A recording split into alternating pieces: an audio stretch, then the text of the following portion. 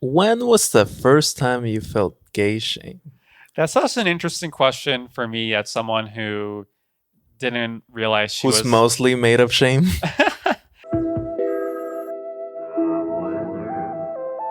Real easy money is that he is going to have a Chapel Roan Yeah, song. definitely. That was kind of where we were, where it's like, well, that's a 100% chance, and Charlie's more of a 50-50.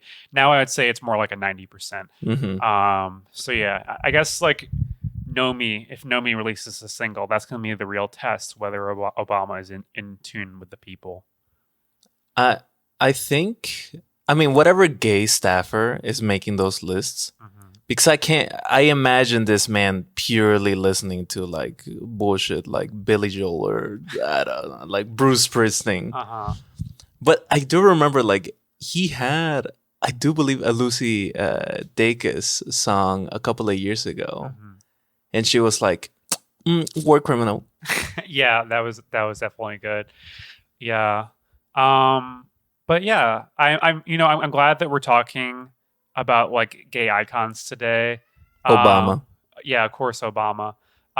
This episode is going to be a little bit looser than some of our other ones. A lot of it's just going to be AP and I chatting, because we are discussing Muna today, and Muna has a podcast called Gayotic, and it's all in the name. It's gay and it's chaotic. And it is chaotic, Yeah. like truly, like to the point where you're just like, you said maybe the most devastating thing I've heard this whole podcast, and you're just gonna now talk about tarot cards? Come on. Yeah. Although tarot cards can be pretty devastating as well, but not me. I got a really great tarot reading recently, and honestly, I think it's come true.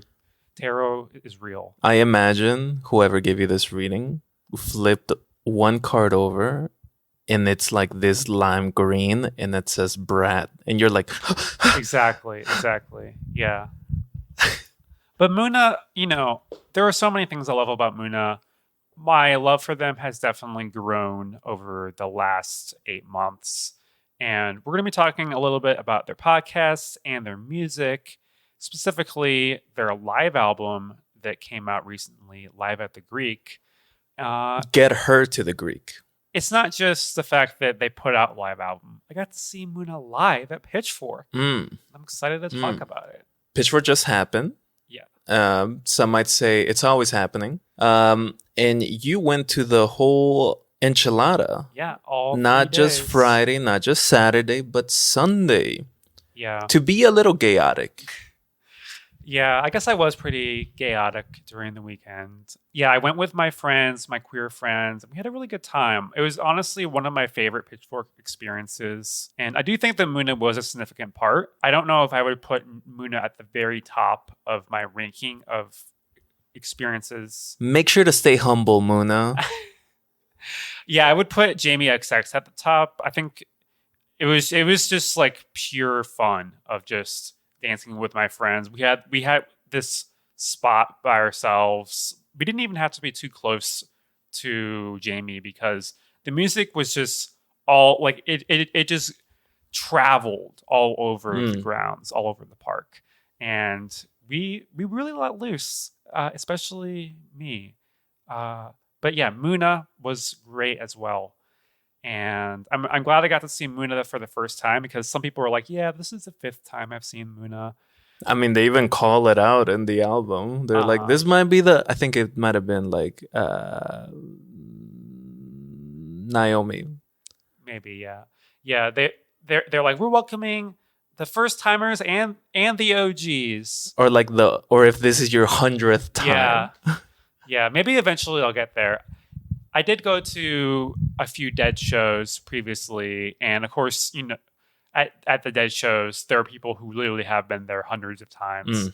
And there was a part of me back then that thought about whether I would become one of those. But I feel like the way that my fixations work is that eventually I do move on.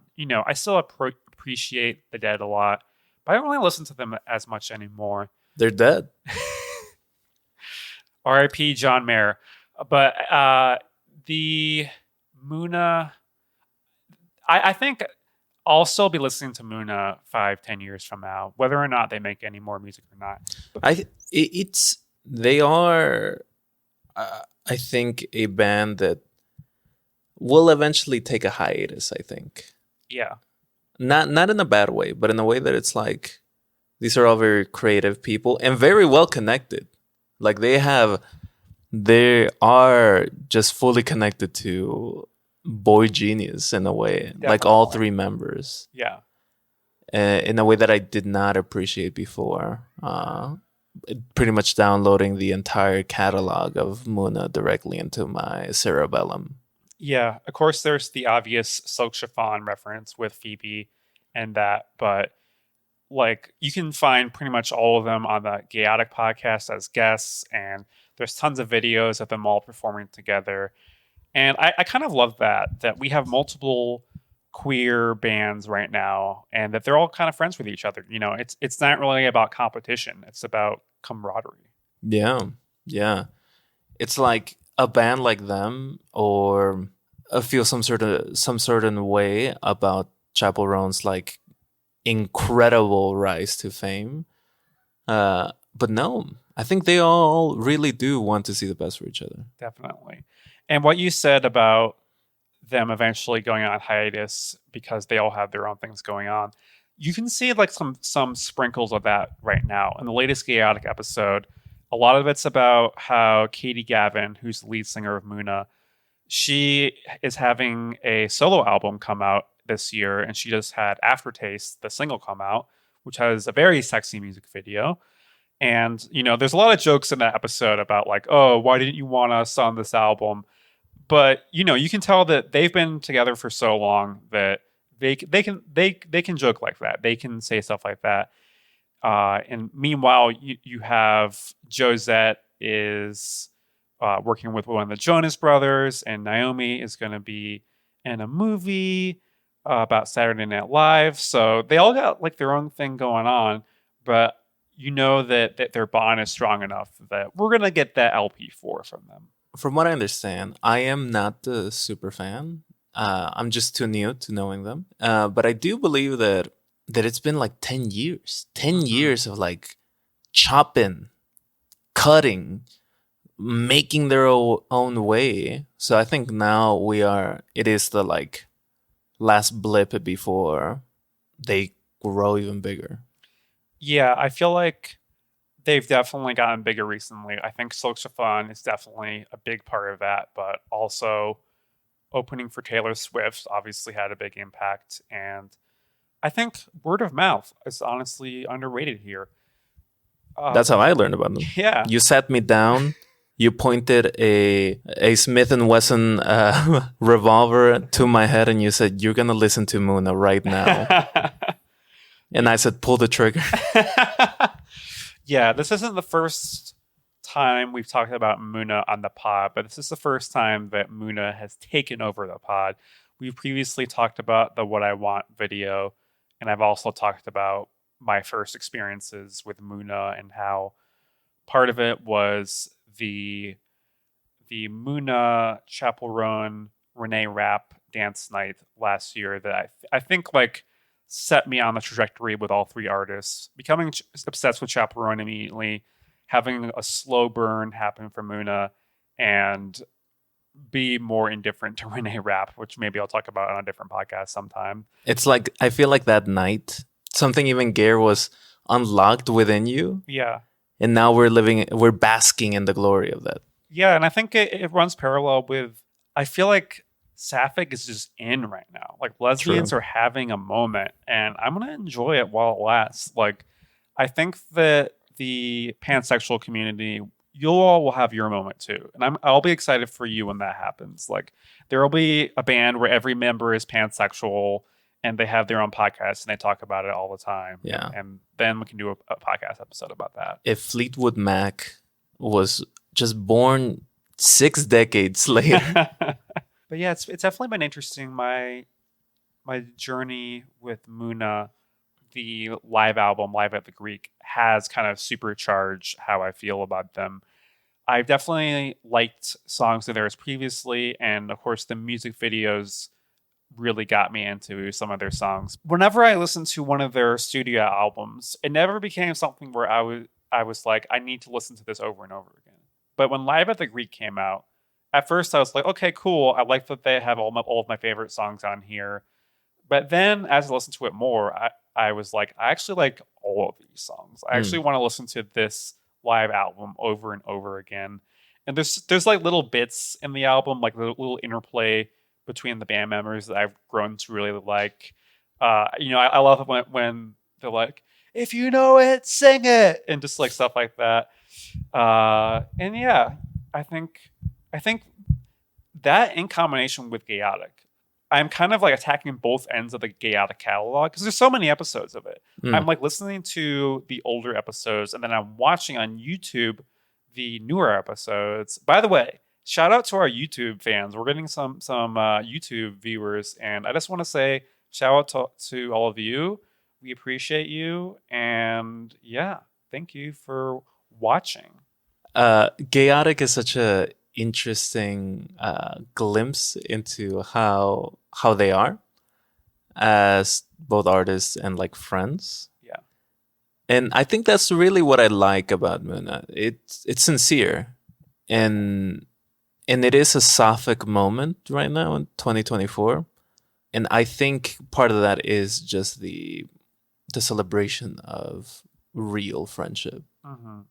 Yeah, I remember when you first watched the What I Want video, you remarked that it seemed like Katie was really in the spotlight, and you're kind of questioning whether it was really breaking the mold by having like one lead singer who like is taking up most of the space. But I feel like Gayotic, it puts them on much more even field. You definitely get to know Naomi and Joe more and how their whole dynamic works. Yeah. And Katie's the kind of the songwriter, or I should say maybe the book writer. Like she specifically writes the lyrics that are going to be sang. And of course the collaboration between all of them. But I will say, I feel like I'm a little bit of a Katie. Yeah. I'm going to say it. Honestly, I feel like I have my Katie moments too. I mean, I definitely think I used, like, What I Want is like such a great hype song. And I feel like sometimes I do try to convey Katie. And we even talked about this in our music video episode that I wanted to do that during the summer. And look at me. I did. Oh, you are. Yeah. You are. From what I know behind the scenes, this girl is a poppin'. I'm thriving. And that's one of the... Brad Summer. Exactly. That's one of the amazing things about Muna is you get to see them thrive and support each other. And yeah, it's really nice. Even though they all secretly hate each other. Like, we know this about it. They do like to like make jokes about oh, you know, yeah, I don't know. There's some similarities between their dynamic and our dynamic. I feel like you are not mean or like you don't make jokes at my expense. You're just, maybe you just blacked out all the jokes I made at your expense. You're blacking out the joke I made about you being like lonely and the joke that I made about you edging. You're just speaking the truth. Like, how is that a humor? Yeah, and yet I hear laughter. Yeah, we'll see what happens when your solo career really blows up, and then everyone's like, AP, can I get your autograph? And then you'll show up to the podcasting studio like wearing 3 pairs of sunglasses on top of each other, and you'll refuse to take any of them off. We'll see how it is after that. Oh, yeah. I eat a Reese's peanut butter cup almost every single time before we record, but I have to go get it. And once I am to that level, I know damn well it's going to be waiting for me at my chair. Uh-huh. Yeah, I'll be waiting for you there, and then Naomi will eat it before you get to it, and then you won't have any. Muna sonically is very pop, and they're very forward with that. And I love that. Because I also think pop music is very popular right now with people like at the highest level, especially in this oeuvre.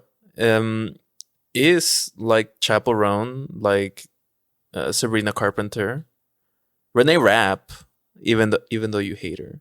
I don't hate Renee Rapp, and I like listening to Renee Rapp with my friend in the car while she sings along to Renee Rapp. Like I like that a lot, but it just doesn't stick for me as much as any of these like, other artists. But I mean, it's all right. I couldn't name you one of her songs. I've definitely heard some of her songs, but I couldn't name you one. yeah, I could name you the entire catalog of Chaperone. Absolutely, yeah.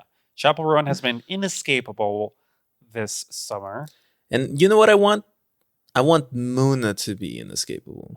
Well, I actually have thoughts on that because there is a part of me that doesn't want that because I do think it's nice that Muna, in some ways, is kind of isolated from heterosexuality.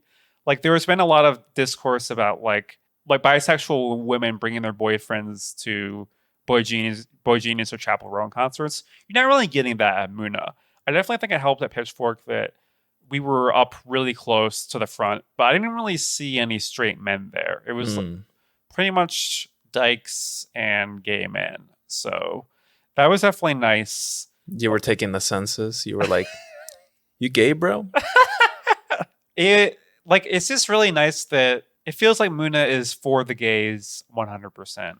I'm sure there's some straight Muna fans. You know, we were talking about how even though Muna likes to say that everyone at NPR is gay, there are some straight people there. So I'm sure there are like some NPR. I haven't seen any evidence of that.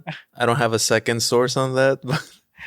Yeah, I'm sure there are some NPR straight people who like Muna, but at the same time, it just feels like, you know, it's gay culture. Like my group of friends was walking around Pitchfork having a good time.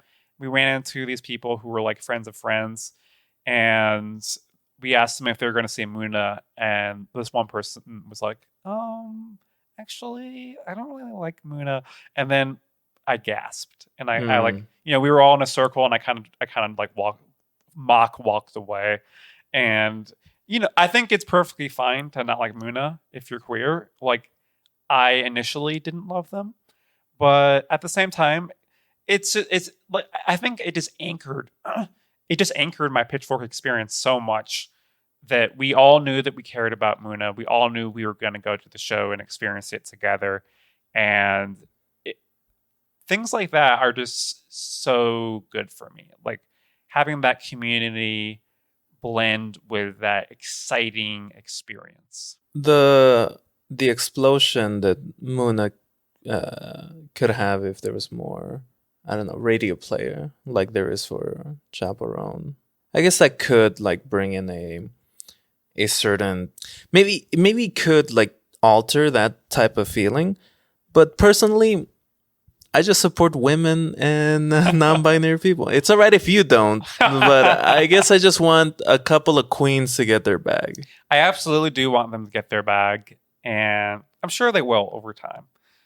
Except capitalism sucks. And oh yeah, see, we're gonna jump around a lot in this podcast. And Muna style. One thing I want to talk about is how Muna, they talk about how the revolution needs to come. They talk about that on their podcast, and I really appreciate that.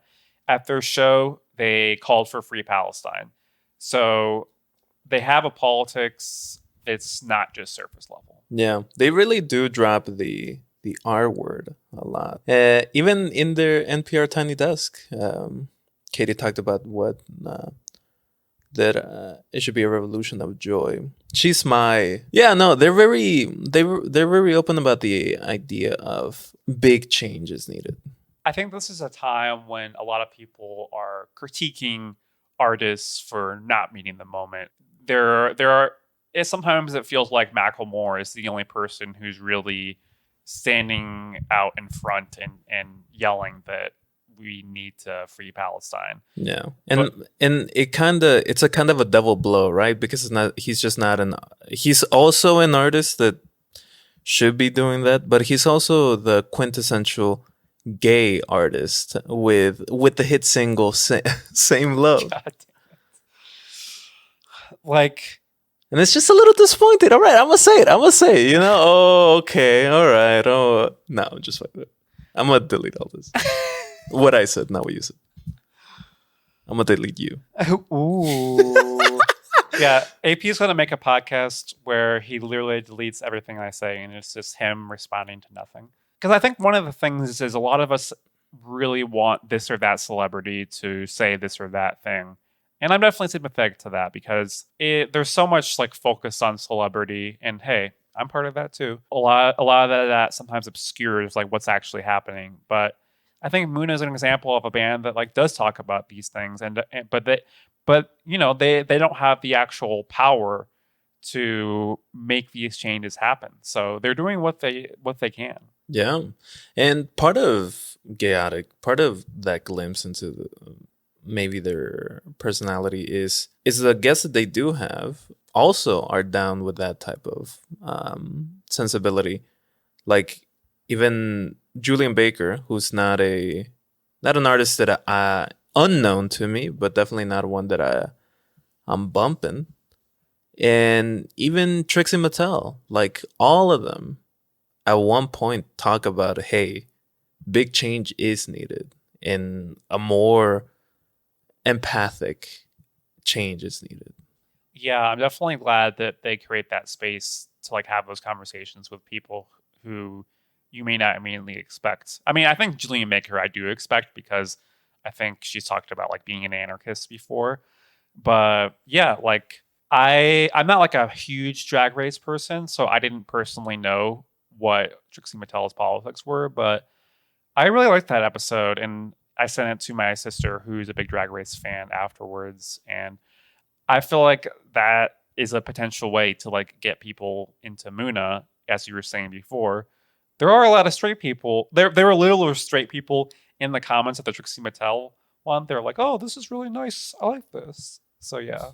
And even in that one, they're like, how does like the cis het of folks, where do they fit into the gay culture? And I'm not gonna repeat what they said here. They're overall effectively happy that people of all kinds are enjoying their art. But give that a listen if you're interested. It's very much a big conversation right now, and I think that just shows how forward Moon is willing to be with their thoughts on everything big and current. Yeah. And one thing I also appreciate when they bring on guests is that they like to ask the guests about kind of their journey through homosexuality. They like to ask, when did you first feel gay shame? When did you first do something gay? And I think that's just really fun to watch and listen to kind of go through the same journey that maybe you're going on right now and see how that compares. When did you feel gay shame? When was the first time you felt gay shame?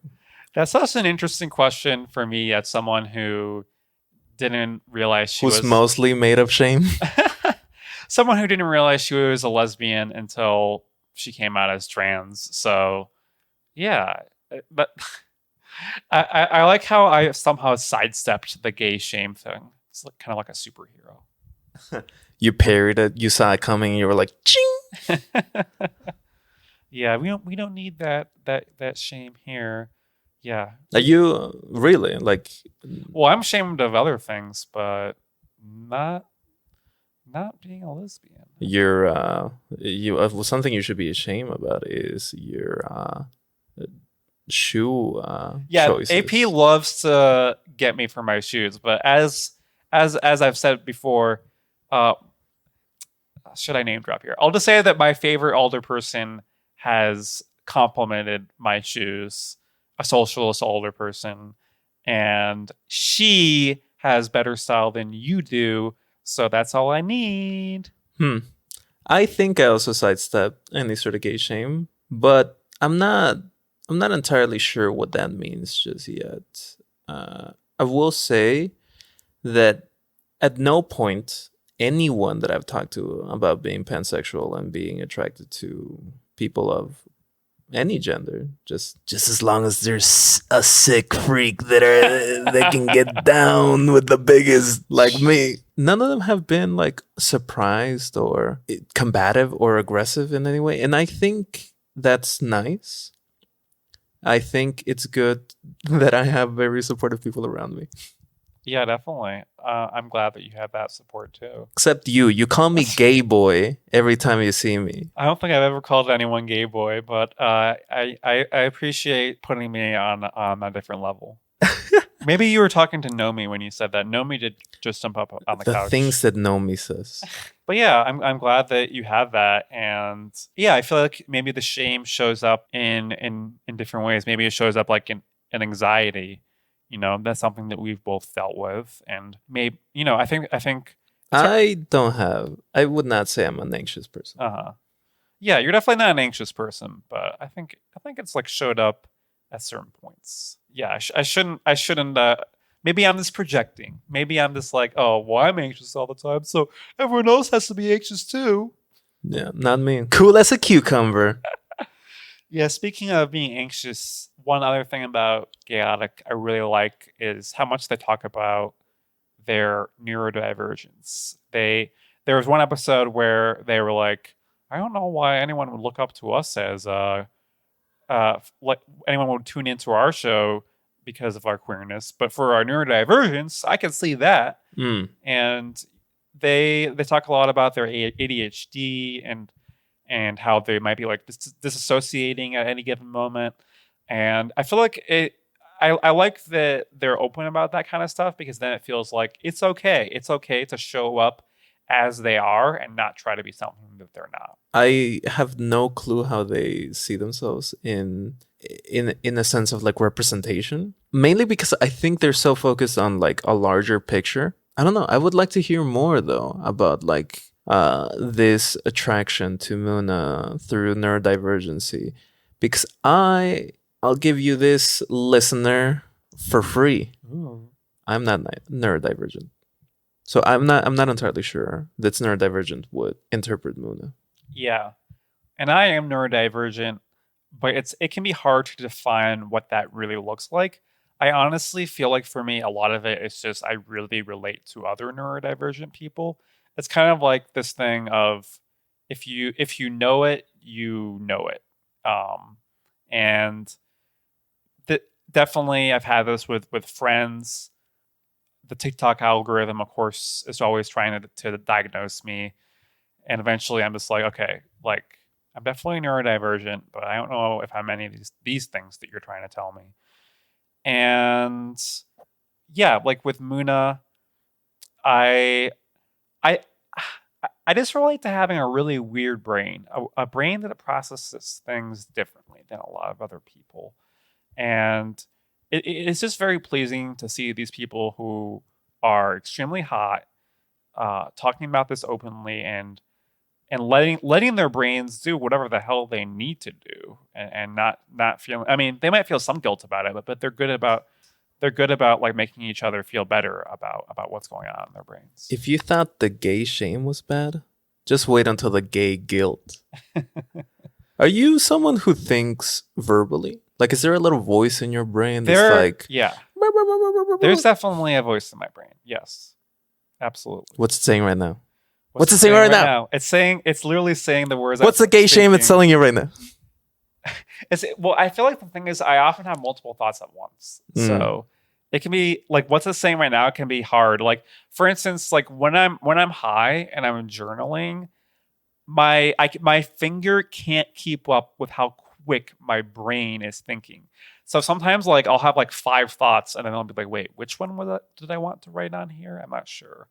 So yeah, then I'm like, okay, I just need to start writing something, and then I'll just try to follow the thought that I'm having on the paper, and I'll have to be happy with the fact that not every thought that's happening in my brain is going to make it to the paper, but the point is that some of the thoughts did, and that's what matters. I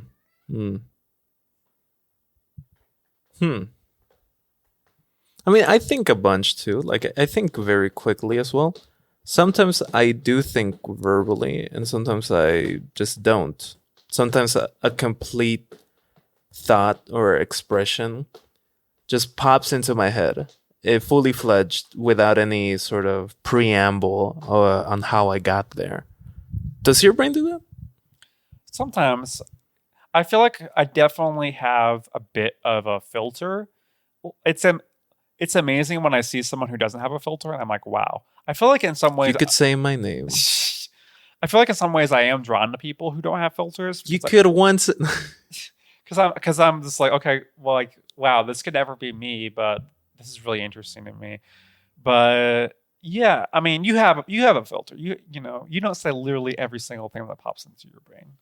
What makes you say that? I the little hamster in my head is chugging along, making sure that every word you hear is. I got one hamster up there, all right? Maybe some people have more, but this is what I got. Yeah, but I'm pretty sure if you were literally saying everything that you were thinking, you would be like, we got to get Naomi into the other room. The temperature. I know you think a lot about the temperature in my apartment and how it's not to your liking and all these things. How interesting. My thoughts are so you focused. First time I ever heard that. Yeah. I like Muna. Everything I have seen on them, I've listened to a bunch of their music. I've seen their podcast. I've seen interviews. I try to stay away from like the very early stuff. Up and down, I can say that they are. I think they are the coolness of the moment. Yeah, that makes a lot of sense to me, especially because I think for some time I saw my friends being in love with Muna, and I wanted to be in love with Muna. I saw, people losing their mind over thirst traps of Muna band members and kind of like taking Muna lyrics and being like, this fucked me up so bad. And over time, as I grew to know Muna more, I was able, like, I came to that naturally myself. And I think that they... Do you have one in the chamber? One of a lyric that kind of hits you? Everything is about you to me. I think that's one that hits. Everything about you is to me? No, everything is about you to me. Everything's about you to me. Yeah. Oh, sweet. Uh-huh. And who were you crushing on when that... Ooh. The interesting thing is that I don't feel like I'm someone who kind of makes that association the same way a lot of other people do. Partially because I usually have more than one crush. So I think like lately it's been good for me to not just be obsessed with one person. I did that previously in my life, and like having that anxious attachment to just one person can be a little bit destabilizing. I think I'm in a much more stable place right now. So you're saying that your crush is FDIC insured only up to $250,000, and so like you put enough crush capital around. See, this is why I love making a podcast with AP. Is that is a sentence that my brain would never be able to come up with. Like, yeah, we have such different brains, and I love that for us. So, yeah, like I don't like when I listen to Winter Break or any of these other songs, I'm not like crying over someone from my past or anything. And I think there are people who do that. There are people who go to the concerts and they're crying through almost all the songs because they're thinking about their ex or someone that they crushed over. And I'm not really like that. Like I didn't really cry at the Muna concert. I think there were moments where like my eyes got a little bit watery, but yeah, I didn't go the full cry, but I enjoyed out of the corner of my eye seeing some of my friends cry to some of the songs. Because you love seeing people suffer. I love seeing people feel their emotions. So I'm not someone who gets crushes. Not because I don't understand it. It's more like I just go. I just ask people out. Like even now, thinking in the catalog of my brain, like I can't think of a song where I was using to remind me of somebody that I was crushing on. People that I spent some time with, yeah, but not crushes. Yeah, I think that my brain has kind of evolved where there definitely was a time where I would get high and watch music videos and I would connect different songs with specific people. But I think that as I kept watching those music videos over months or even years, the meaning I ascribed to those songs changed because eventually I would connect it more with just enjoying being high and watching music videos. So, Mm. and I think that I think that that's been more healthy for me, where I no longer kind of hyperfixate and kind of, essentially g- go back to these hyperfixations when I consume certain pieces of media. So I'm enjoying this growth in myself. Hmm. Of course, maybe you could say there is the romantic in me that's like, well, what if you didn't grow and you did stay fixated on someone and that person is actually the love of your life and you're missing out on the love of your life. But you know what? You know what I say to that thought? No, you're wrong. You I am going to find a lot of love and I don't have to lose my mind in order for it to happen. I can just keep going the way I'm currently going, which is going great. 2025, the year of finding love and keeping your sanity. Exactly. It's good if you could get both. Yeah. The lucky few. But yeah, I'm curious. Were there any songs that you really liked when you listened to them? This is when things take a turn, right? There is absolutely nothing I have against Muna sonically or personality wise, but as I made through this album twice, and I can tell you right now, every single song felt like it was bleeding into each other, and I got music blindness where all of it just felt the same. It to the point that like some of them, like I'm looking at the names right now and I'm like, oh yeah, I guess I remember Muna talking about Runner's High. Oh, I love that song. I guess I remember that. There's just no Runner's High. Boom, boom, boom, boom. Boom, boom, boom, boom. exactly. That song rules. Because I remember that so clearly. and then I know that like they ended with Silk Chiffon. I thought that was good. I just think overall the way that I consumed this album, it didn't lend itself to building any memories. Yeah, that makes sense. I think I wasn't really expecting you to completely fall in love with Muna through this album. And if I could be honest with you, I don't think I ever will fall in love with Muna. Yeah, there is a part of me that still wants to hold out hope because the first few times I listened to full Muna albums, I didn't love them. And I do think that like, the first time I listened to Live at the Greek, the songs that I focused on were What I Want, Number One Fan, Stay Away, and scrolling all the way to the bottom, like One That Got Away, Home by Now, I Know a Place, Silk Chiffon. So basically, I feel like they started with some hits, they ended with some hits. A lot of the stuff in between I wasn't as familiar with, and I was like, I don't know about this.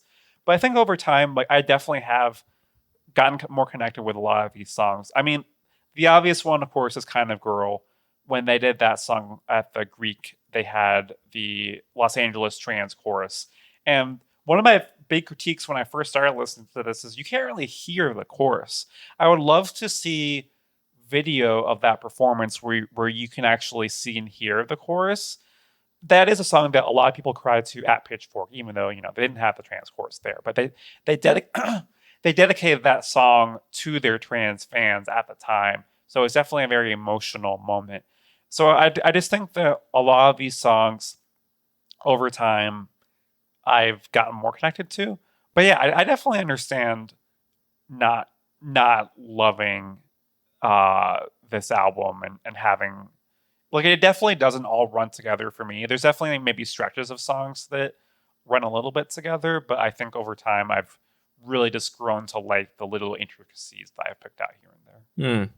You see, I don't think I've ever listened to a live music album. I've listened to live comedy albums before, but I don't think never a music one. So this was actually a new experience for me.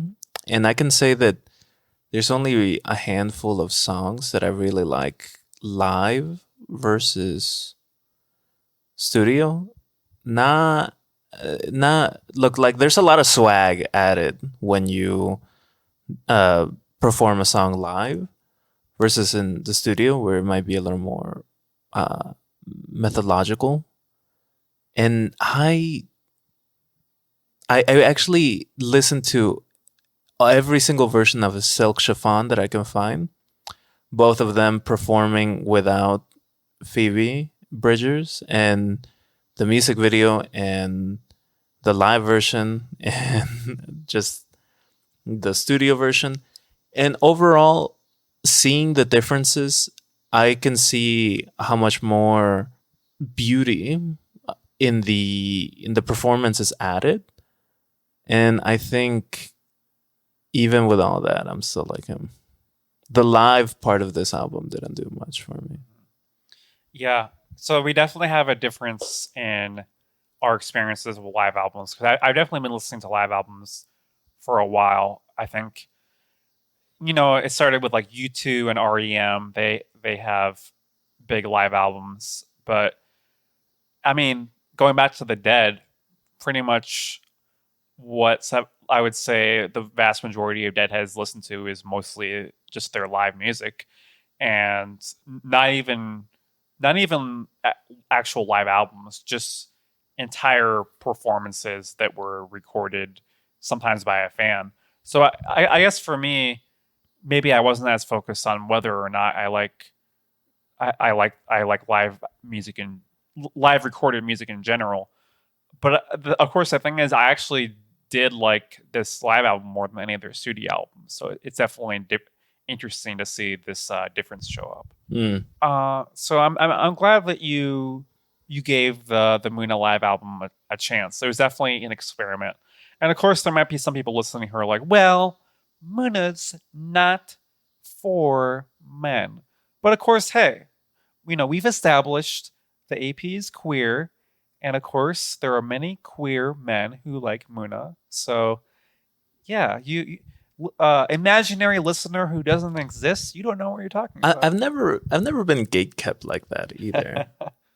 Like, I know people that have been dismissive, but like to be gatekept, to be like, men are not allowed to listen to Muna. I would love to meet that person because I think I would fall in love with them.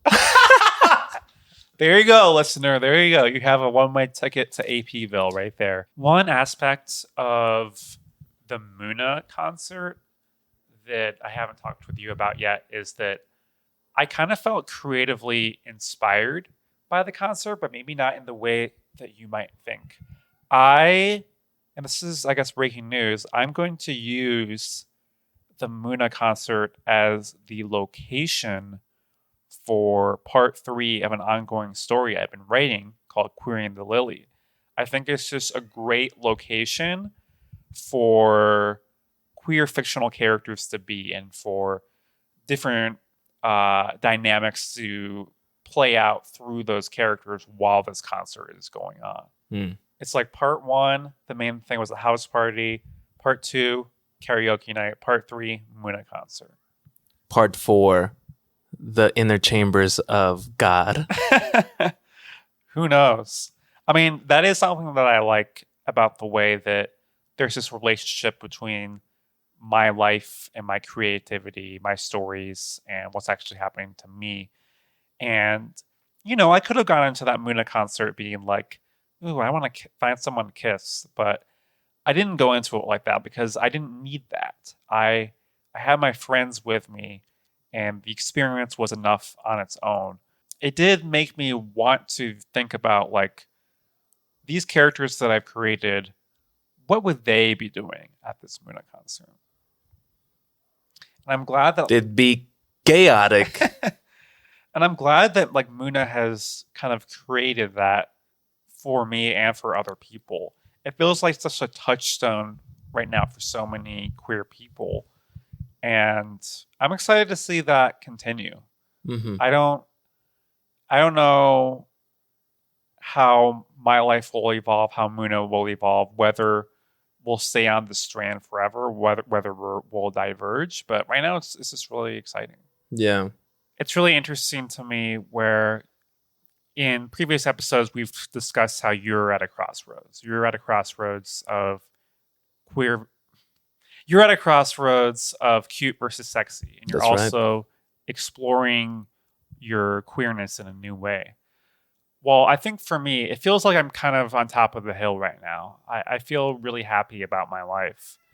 But at the same time, I don't want to become complacent. I don't want to think, oh, I've achieved all I need to do and I don't need to change anything. You know, I think we've talked enough about my own concert experience. I heard that you had a pretty exciting concert experience recently. I absolutely did.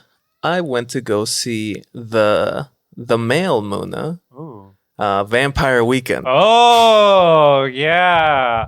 I think I saw a set list by them, and the encore set list was crazy. Yeah. Well, they're a great band. I really like them. I've liked their music since I was a literal child. And this was actually the first time I've ever seen them. So I think now, and especially with their latest album, Only Got Above, it was very interesting to see how they have developed sonically. And the folks that are there, while I was there, I took a little bit of an edible. Okay. And I was there with a good friend of mine, someone I've known for 10 years. We got lawn tickets because in my infinite wisdom, I thought getting pit tickets for Vampire Weekend feels a little silly. Yeah, why does that seem silly to you? Well, I'm not gonna mosh. I'm not gonna be in there all sweaty with a bunch of other people. I thought it was just gonna be a very simple concert. So I got lawn tickets, and me and my friend, we showed up. We put our blanket down, and we just enjoyed it. And it was on the last Saturday. And it was a perfect Chicago summer day and evening. Incredibly perfect. So perfect that as they were playing some songs of Father of the Bride, which is my favorite album. I like the album a lot, yeah. And one that I have heard too many times. One that I actually associate with a trip that I took a couple of years ago after the pandemic. Was this a good trip? Yes, it was a very good trip. It was a good trip. Okay, good. I was sitting there and they were playing it, and I was there with my good friend. And in a summer of tumult in my life, this sense of placidity came over me. And for a moment, I was above myself. I witnessing music I love with someone I love, in the city that I love, in the weather that is unparalleled. Yeah. And I started crying. Aw. I'm glad. I'm glad that you had that moment of being in touch with yourself. You know, you talked a lot about your own masculinity before. So do you think this is something where you're like, oh, I'm shedding off this expectation to be strong. I'm just not that type of person. I'm always happy to express emotion. And in that moment, I just wasn't expecting to feel so lifted. And to the point where I had a realization that I think Vampire Weekend's the next Fish. Yeah. Maybe not as legendary as Are Fish legendary now? Well, I mean, when you think about that kind of hippie sound, there's two bands. Dead and Fish, yeah. Yeah, and I think... What about Goose? I haven't actually listened to Goose. I just heard about them. But it's I think that's where they're heading. If they're going to be around for the next 20 years, I think that's where they're heading. In the way that only a 21st century band like that could exist, with big references and all that. It's not just yuppie shit anymore. even though I did like the yuppie shit. Well, you know what that does remind me of is that people were moshing at Pitchfork, not for Muna though. They were moshing for, of course, Jeff Rosenstock and for Mannequin Pussy. Yeah, and it was fun because I was on just the outer edge of the mosh pit, and I was enjoying just like pushing them. You know, the people in the mosh pit, they'd be like pushing each other, running into each other, and then it was almost like my friend and I we were guarding the rest of the people to make sure that they didn't get hit. Sentinel at the edge. So that was a lot of fun. Keeping the Gayotic from spilling into Pitchfork. Yeah, that was I did mosh a bit when I was younger, I guess you could say. You know, like when I went to my first few Jeff Rosenstock concerts, and I enjoyed it. But I feel like I'm at the point now where I don't necessarily need to mosh with like a crowd that's 80% men, which is what the mosh pit was at these shows. It does suck because I feel like if there was a bit more of a gender equality in the mosh pit, people would fall in love in there. Yeah. And there are the brave women and non-binary people who do join the mosh pit, and it seems like they're having a lot of fun. It is a good time. Yeah. But, you know, not quite there yet. Gender. See, this is something I'm like, okay, now I need to connect this to a big... You're like, excuse me, my gender prohibits me from slamming head first onto someone at full tilt. Yeah, totally. I can see... My gender demands it. And you see the cranium on me. Absolutely. Yeah, AP... He's got a big, I'm not afraid to say it, he's got a big Band-Aid on his face. And that means that AP is willing to bulldoze anything. That's right, because I was moshing at Vampire Weekend. One of the things that like Muna talked about is like shuffling. Do you know about shuffling? The dancing shuffling? A little bit, yeah. Okay. Don't trust me to do it though. Yeah. And I think it's Joe that shuffles, and the other two just clown on Joe for it. And I feel that way about my shuffling, but also I feel that way about my ska dancing because when like Vampire Weekend, like they have a couple of like ska sounding songs. I'm not gonna say they're ska, but I'm also not gonna take that away from them. And I was in there, I was skacking, and this is the lawn, right? So like, the world and their mom can see me, right? And there was like these groups of, I don't know, I'm gonna go ahead and say Gen Zers, just behind me, clearly unprepared. None of them brought a single blanket, and it was like a group of like 12. It was a lot, and I was just like skacking, and this was after I heard them kind of like talk some shit about other people dancing, and I was just like, you know what? My problem isn't being afraid of being perceived. You know what my problem is? Little dorks out there being like, excuse me, you cannot be dancing like that. Yeah, I definitely think... Excuse me, sir, you have a retirement plan? You cannot be skacking.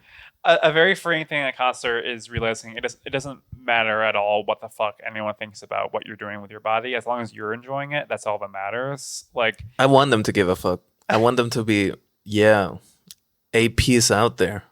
He's gyrating right now. I do get some of that at Pitchfork. Like, people, like, I think it was after Jamie XX, this guy walked up to me after it was over and was like, you were feeling out there, or you were feeling it out there. And, you know, that definitely felt good. I would prefer that women say that to me, not men, but hey, you can't win them all.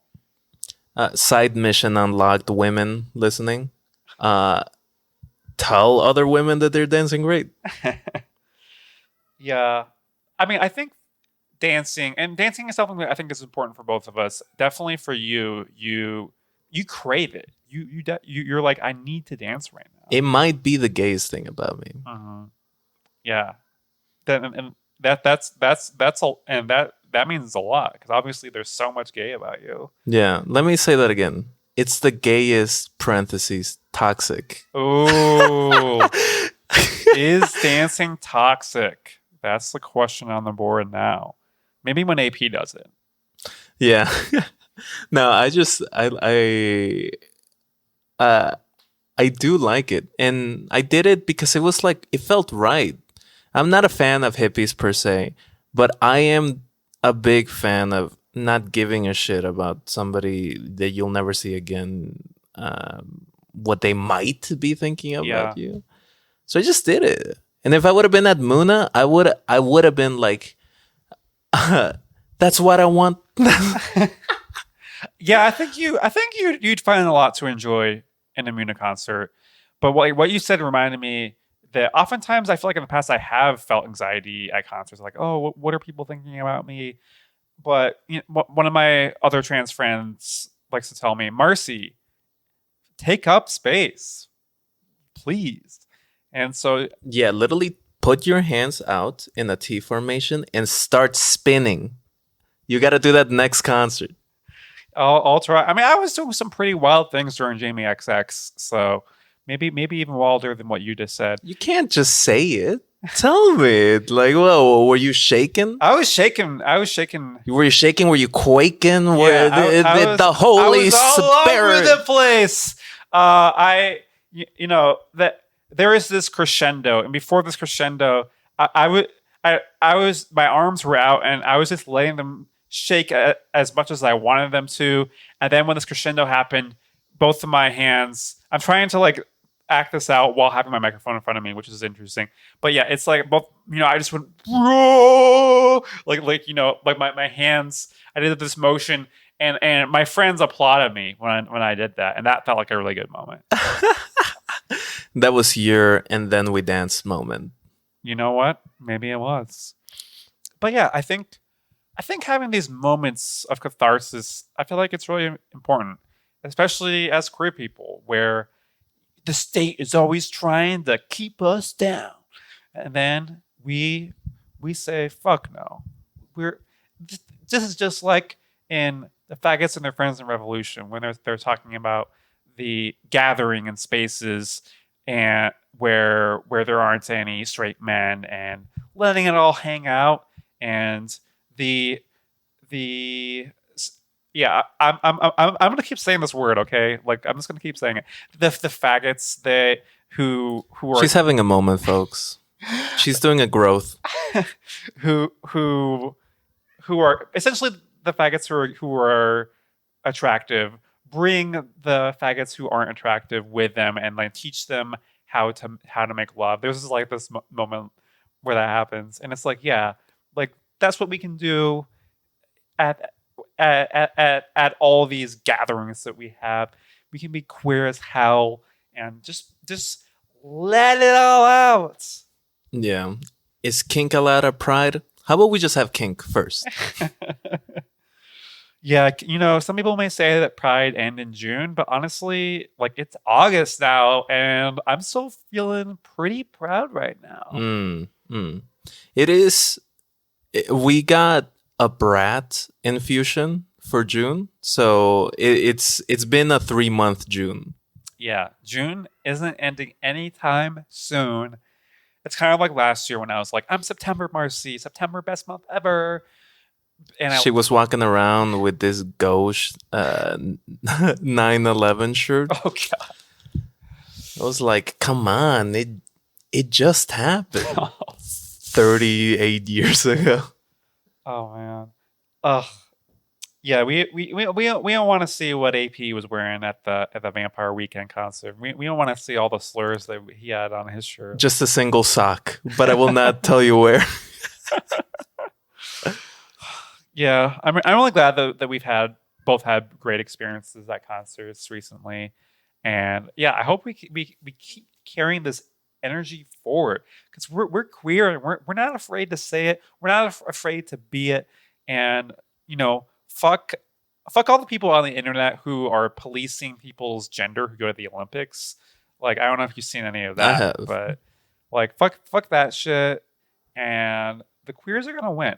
Like, we are going to win. They can't stop us. We're in the water.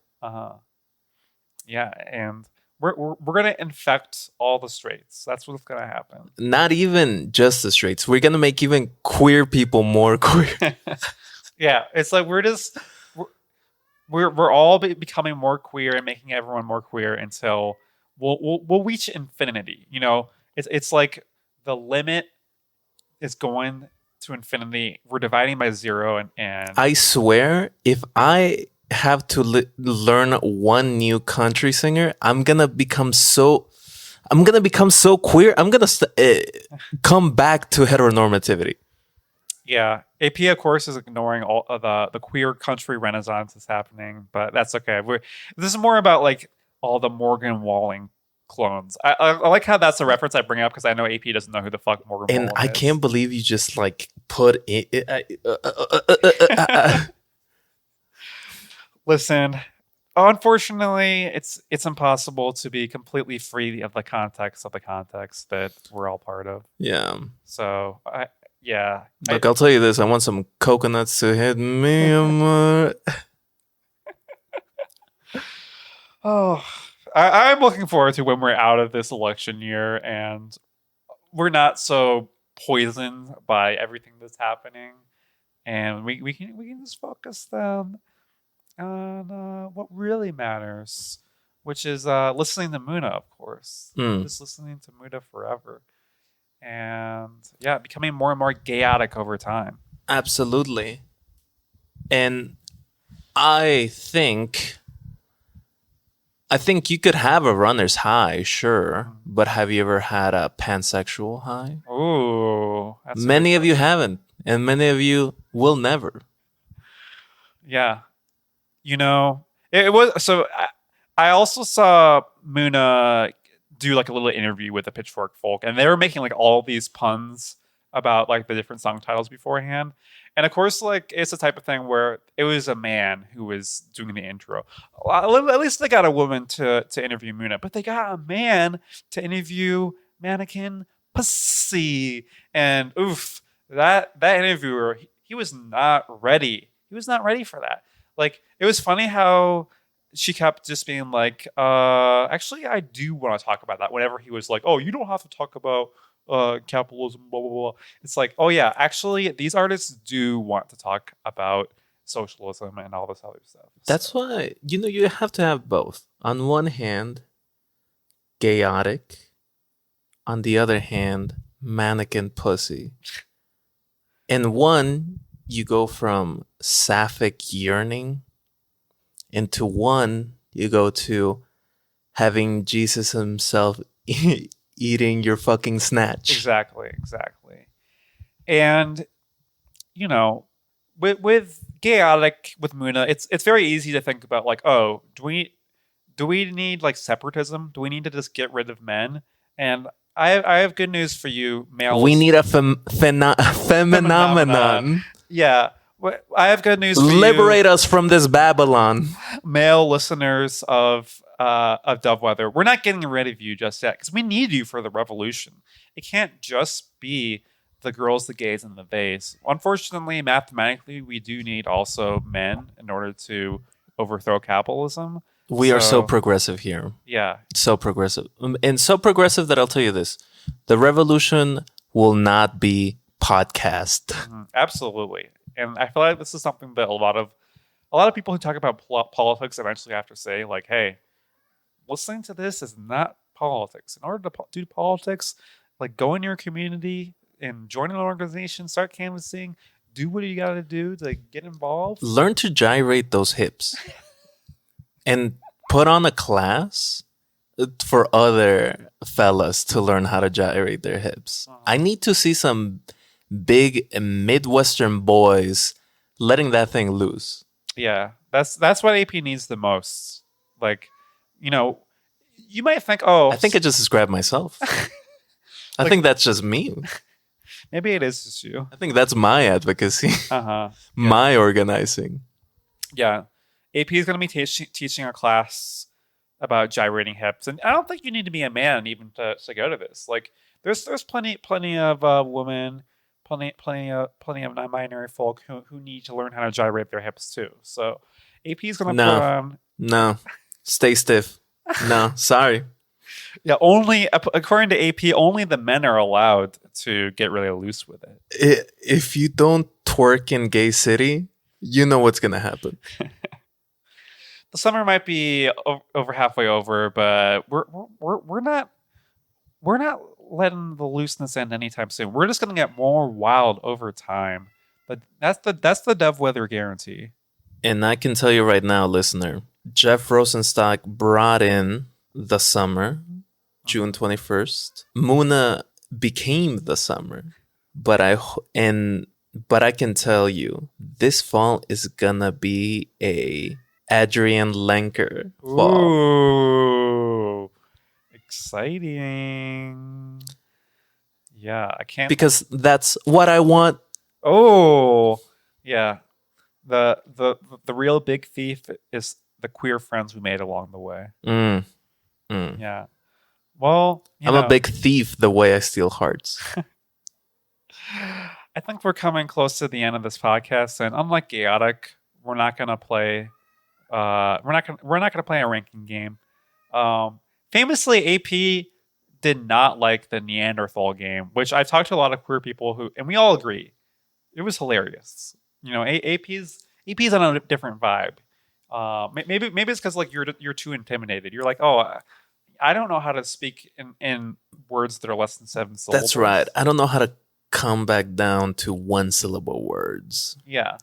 Well, one thing I really do appreciate about the Anamuna podcast is that there's love in it. You know, they say I love myself, and they say I love you to each other.